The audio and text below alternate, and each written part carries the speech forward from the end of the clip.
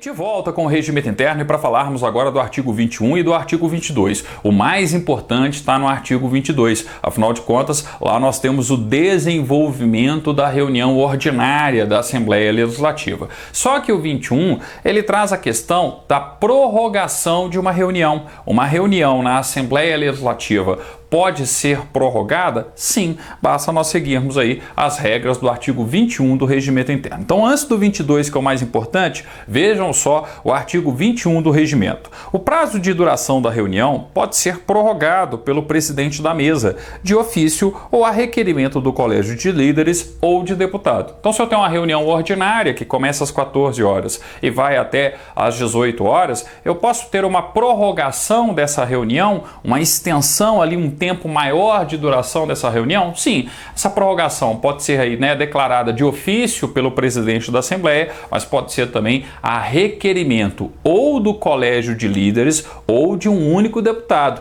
Grifem aí, a requerimento do colégio de líderes ou de deputado. Então, se o concurso perguntar, um único deputado pode encaminhar um requerimento pedindo prorrogação de reunião na Assembleia Legislativa? Pode, tá? Então, atenção a esse detalhe aí do finalzinho do caput do artigo 21. Parágrafo 1º. Parágrafo 1º é a questão aqui mais interna, tá? Não acredito muito numa cobrança não, mas vejam só. O requerimento de prorrogação, que poderá ser apresentado à mesa da Assembleia até o momento do anúncio da ordem do dia da reunião seguinte, fixará o seu prazo, não terá encaminhamento de votação e será votado pelo processo simbólico, salvo se, havendo matéria urgente na pauta, o presidente o deferir. Então, o que eu tenho que observar aqui? Primeiro, o sistema de votação é o chamado sistema simbólico. A gente vai estudar mais à frente todos os sistemas de votação existentes, tá? Na Assembleia Legislativa. O simbólico é aquele assim, aqueles que concordarem com a matéria permaneçam como estão, tá? Então, a gente vai estudar mais à frente a votação do requerimento de prorrogação pelo sistema simbólico, tá? E o mais importante, na minha opinião, aqui no parágrafo 1º, o requerimento traz o quanto será prorrogada a reunião, qual que é o tempo da respectiva prorrogação, tá? Então percebam que não é uma prorrogação a Deus dará assim qualquer tipo de tempo, não. Eu já tenho o tempo pré-determinado, pré-fixado no respectivo requerimento. Tá? As demais questões aqui são questões aí bem internas, sinceramente nem acredito numa cobrança envolvendo o parágrafo 1º não. Porque se o examinador for cobrar o 21, ele tende muito mais a explorar o caput e, sobretudo, o parágrafo 2º. Marquem o parágrafo 2º do artigo 21. O que nós temos aqui? A prorrogação não poderá exceder a metade do prazo regimental da reunião. Então, reunião ordinária, 4 horas de duração. Uma prorrogação pode ser no máximo de 2 horas. Atenção, marquem aí, parágrafo 2º. A prorrogação não poderá exceder a metade do prazo regimental da reunião. Parágrafo 3º. O requerimento de prorrogação, se for o caso, será submetido à votação em momento próprio, interrompendo-se quando necessário o ato que se estiver praticando. Estou tendo lá o desenvolvimento da reunião ordinária e aí eu tenho um requerimento que pede a prorrogação da reunião. Naturalmente se interrompe o ato que está sendo ali praticado na respectiva reunião para votar o requerimento de prorrogação, ok? Parágrafo 4º. A votação do requerimento ou a verificação de sua votação não serão interrompidos pelo término do horário da reunião ou pela superveniência de quaisquer outros incidentes, tá? Eu tenho um requerimento que foi encaminhado, bem próximo do final da reunião. Não interessa se a reunião, se nós chegamos ali às 18 horas, se o requerimento já foi encaminhado, já está na mesa da Assembleia Legislativa, mesmo nós tendo ali, mesmo ocorrendo, melhor dizendo aí, o término teórico da reunião às 18 horas aí, esse requerimento ele vai ser apreciado. Afinal de contas, o objetivo do requerimento é prorrogar ou não a respectiva reunião, tá? Parágrafo 5º. Na prorrogação, não se tratará de assunto diverso do que a tiver determinado. Óbvio, se eu pedir uma prorrogação, foi por um determinado motivo. Então, naturalmente, aquele motivo que ensejou a prorrogação é que vai ser discutido, é que vai ser observado pela Assembleia Legislativa, tá? Do artigo 21, foco no caput do artigo 21 e no parágrafo 2º. Quem pode pedir, encaminhar requerimento, tá? Além do presidente de ofício, né? Eu tenho a possibilidade de um requerimento, né? Do colégio de líderes ou de um único deputado, e lembrar que a prorrogação não pode exceder a metade do prazo regimental da reunião. Então, se é uma reunião ordinária com 4 horas, no máximo 2 horas de prorrogação, ok? Bem, como eu disse para vocês, o mais importante tá no artigo 22. As questões que podem surgir do 21 são as questões ali que eu chamei a atenção, mas o importante mesmo tá no artigo 22, porque ele fala a respeito do transcurso da reunião ordinária. Como que está dividida a reunião ordinária? Quais são as partes? Quais são as fases da reunião ordinária da Assembleia Legislativa? O artigo 22 mostra isso para a gente. Vejam só o texto do artigo 22 do Regimento Interno. A reunião pública ordinária desenvolve-se do seguinte modo. Primeira parte, que vai das 14 horas até as 15h15. Então, 14 às 15h15, primeira parte da reunião ordinária. E essa primeira parte, ela vai estar subdividida em expediente e grande expediente. O que nós temos aqui, ó? A linha A, primeira fase. Expediente, nos 15 minutos iniciais. Então, das 14 horas até as 14h15, nós temos aí o expediente. E o que acontece no expediente? 1. Leitura e aprovação da ata da reunião anterior, né, do dia anterior, que aconteceu uma reunião ordinária na Assembleia, tá?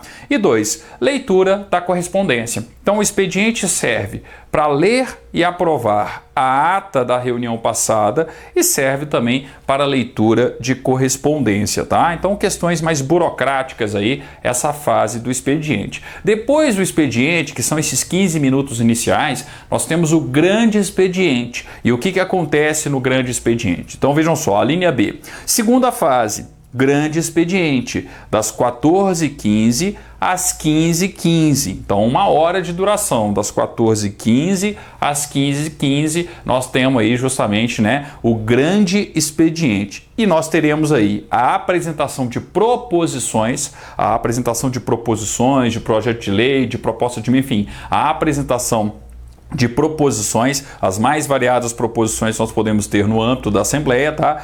E no número 2, ó, pronunciamento de oradores inscritos, que é quando o deputado estadual sobe lá na tribuna da Assembleia, tá? E faz o seu pronunciamento, às vezes de uma questão que vai ser votada na ordem do dia, às vezes em homenagem, né, a alguma categoria profissional, a alguma situação, enfim, ele pode lá justamente se inscrever, né, e fazer o pronunciamento como um orador inscrito, tá? Feito isso, nós temos o término dessa primeira parte da reunião e partimos para a parte mais importante de qualquer casa legislativa, que é a apreciação da chamada ordem do dia. A ordem do dia é a agenda principal de trabalhos de uma casa legislativa, tá? Então, o que vai acontecer naquele dia na Assembleia Legislativa que é importante mesmo? Quais são as proposições que serão deliberadas, votadas, tá? Aí a gente vai ter isso na segunda fase da ordem do dia. Só que a ordem do dia, que é essa segunda parte, ela se divide em primeira fase e segunda fase. Então, vejam o texto do Regimento Interno. Ó. Segunda parte, ordem do dia, das 15h15 em diante. Então, das 3h15 para frente, tá? Nós temos aí a ordem do dia. Percebam que não tem um horário para terminar a fase da ordem do dia. Por quê? Porque vai depender daquilo que está sendo apreciado, daquilo que está sendo, né, observado e deliberado, por exemplo, pela Assembleia Legislativa. Então pode ser que se estenda, não tem como eu falar, vai terminar em tal hora. Não, então eu tenho um marco inicial. Qual que é o marco inicial da ordem do dia? 15h15. Então, ordem do dia, das 15h15 em diante. Aí vem lá, ó, primeira fase, a linha A, das 15h15 às 16h15. Então, 1 hora para a primeira fase da ordem do dia, tá? O que nós temos nessa primeira fase da ordem do dia?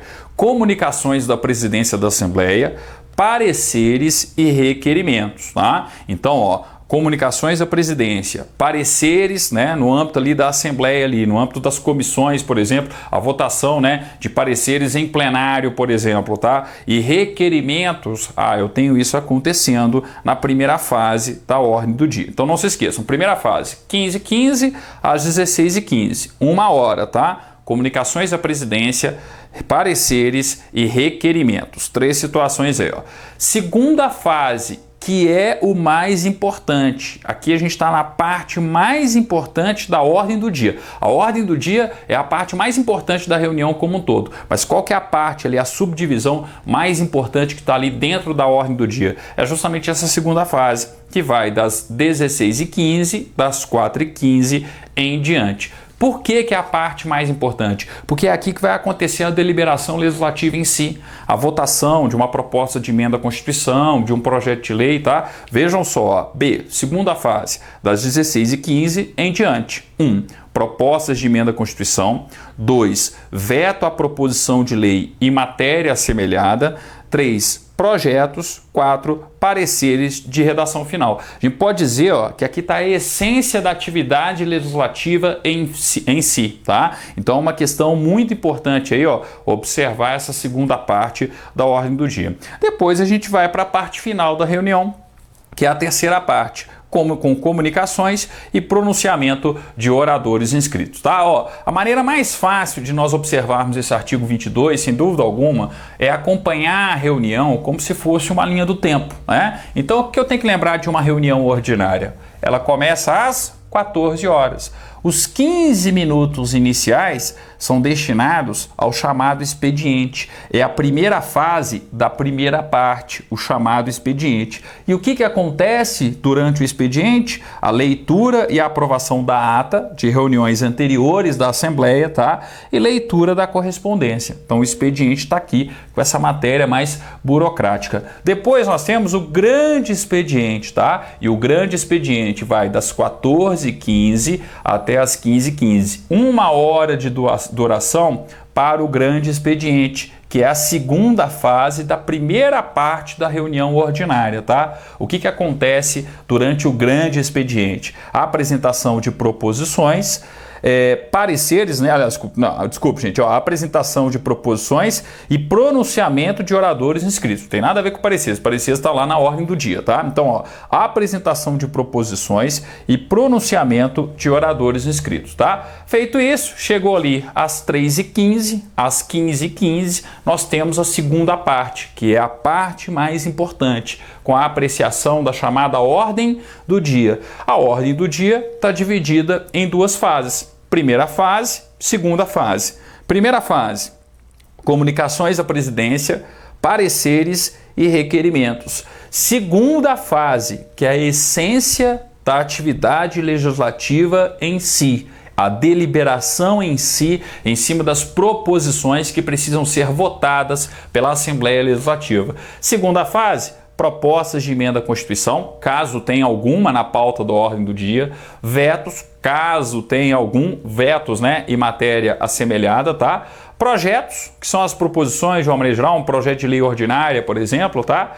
Pareceres de redação final. Opa, aqui eu já estou no finalzinho do processo legislativo, né? O que vai ser apreciado aqui é simplesmente o texto de redação final de um projeto de lei que foi aprovado pela Assembleia Legislativa, por exemplo, tá? Ó, se tiver tudo isso aqui na ordem do dia, eu tenho que seguir essa ordem de preferência aqui, tá? O mais importante é proposta de emenda à Constituição, depois vetos e matérias assemelhadas, depois projetos e, por fim, ali, ó, pareceres de redação final, tá? Mas não necessariamente nós teremos numa única ordem do dia todas essas situações aqui. Mas eu tenho que lembrar que aqui, ó, é a atividade legislativa em si. A deliberação legislativa em si acontece aqui, ó, durante a segunda fase da ordem do dia, tá? Então é por isso que eu falo, é a parte mais importante da reunião, sem dúvida alguma, tá? E aquele detalhezinho, ó, que eu comentei com vocês, o término da ordem do dia não tem um horário específico, porque você não sabe quando que isso aqui vai acontecer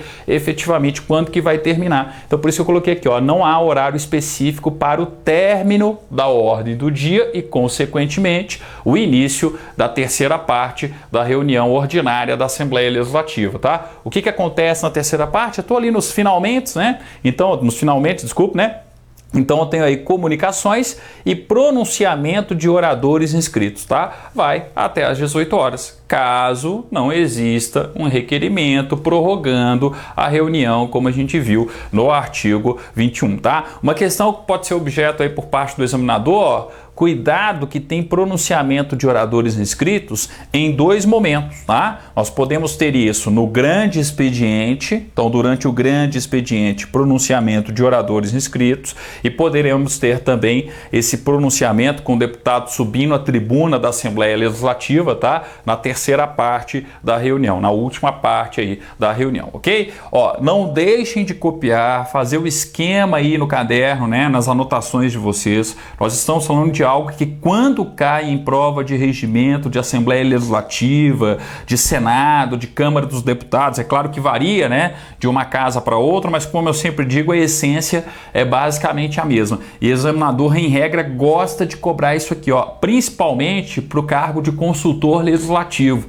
Então lembrem-se das fases da reunião ordinária. Eu tenho uma reunião dividida em 3 partes. Primeira parte, segunda parte, que é a mais importante, que recebe o nome de ordem do dia, terceira parte. Na primeira parte, expediente e grande expediente. Então, ó, quando o examinador colocar o expediente dentro da ordem do dia, está errada a afirmativa. Quando colocar grande expediente dentro da ordem do dia, está errada a afirmativa. Eles gostam de fazer isso também, tá? Então, ó, expediente e grande expediente, primeira parte. Aí a ordem do dia está dividida em 2 fases. Lembrar justamente aí o que acontece em cada uma dessas fases, tá? Terceira parte, comunicações, pronunciamentos de oradores inscritos. Ah, professor, e o tempo aí é importante? Gente, isso varia de banca examinadora para banca examinadora. Cuidado que a atual banca examinadora do concurso da Assembleia Legislativa do Estado de Minas Gerais, ela gosta dessas decorebas sim, tá? Ela gosta de tempo, gosta de prazo.